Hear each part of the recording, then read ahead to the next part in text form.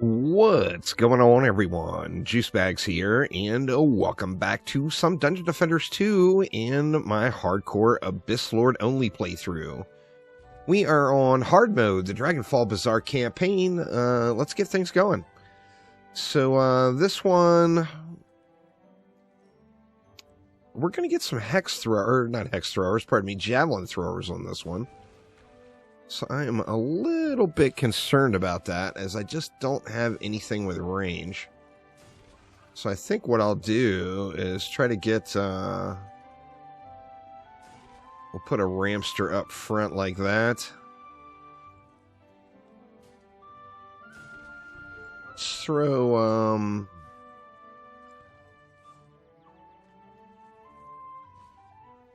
just throw a couple of ramsters there, and then we will kind of turtle it off back here and then get as much upfront killing in as we can. Something like that. And then we'll go, couple of ramsters at the wall here. Put these up top.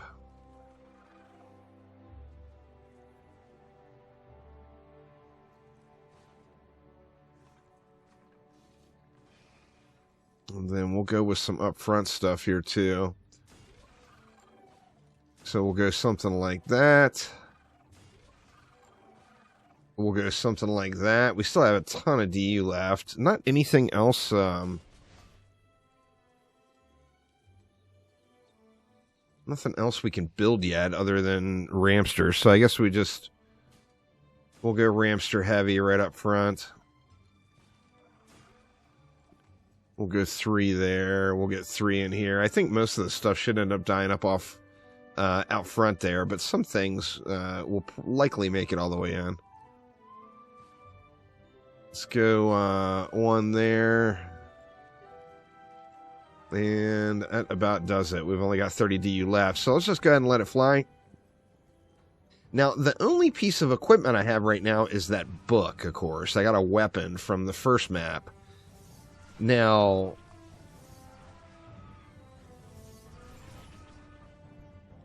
one thing about the Abyss Lord, we're going to have to see how that changes as we get some gear, but most characters' abilities are super, super strong early game. The Abyss Lord is not the case. The hero damage and like the alternate fire just hits crazy hard in comparison to any of the abilities. So, of course, you get the crowd control from your little spinny knight, which is good. But as far as damage output, it's quite disappointing, really. Alright. So I guess let's just focus on upgrading the upfront stuff.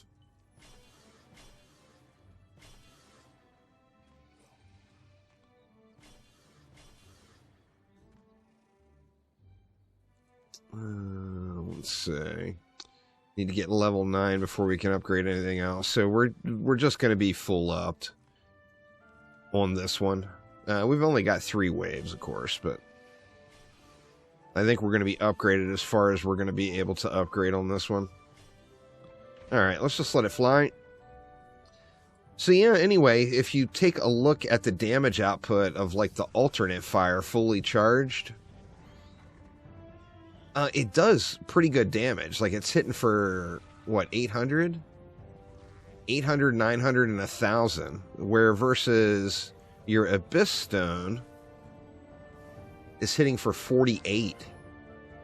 Now, obviously, the Abyss Stone attacks a lot faster, and then your little Spinny is hitting for 200. So, it's one character where it's normally, you know, like I said, my experience so far is abilities are just super, super strong early game in DD2, and it does not look like that's the case with the Abyss Lord, at least with no stat.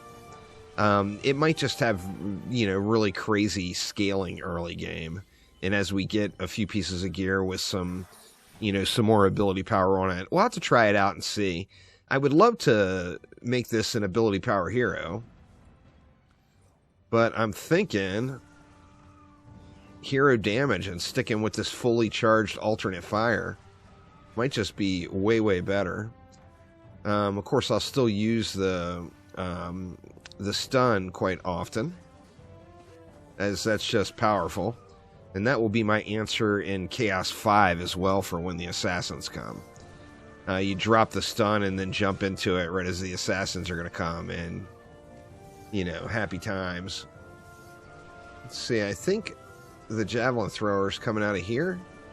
No? The boss javelin thrower? Or no, it looks like it's over on the far side. Yeah, it is. Go ahead and stun him up. He doesn't do a ton of damage.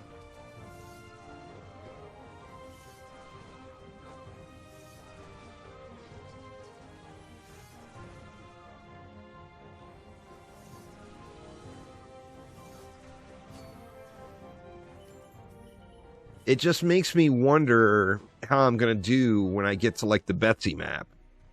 I think the Abyss Lord, as far as climbing through the Chaos tiers, is going to be super, super easy. But I'm kind of worried, am I going to be able to do anything to Betsy on that particular map? Alright, we got our relic. We will put that, I guess we'll just throw that right on the Ramsters. We've got archers unlocked now too, so I do want to start using those quite a bit as well. Let's see what the range difference is like. Let's put it right up to that vase there. There is the range on the Ramster. Alright, so the Skeletal Archer's range is a little bit lower than what the Ramster's range is, but we'll be able to get some good usage out of those guys, no doubt. We'll probably use a lot of Ramsters through the course of this, but Skeletal Archers will definitely play a key role, particularly if I get any of the shards. You know, you get double tap going or whatever on your Skeletal Archers, and that's just good stuff. But anyway, there we go, y'all. Just getting moving on this playthrough, and we'll see how far we can make it. Like I said, I'm a little worried about the Betsy fight. We're going to have to see if I'm going to be able to... The good news is I do have a wall, so we should just be able to kind of tank out the lanes pretty easily with a wall. However, it could be a bit of a challenge getting the boss kills done. Particularly Betsy. I'm a little worried about that one. We'll have to see how it goes. But yeah, thanks a ton for watching. Have a wonderful rest of your day, and I will see you soon. Take it easy.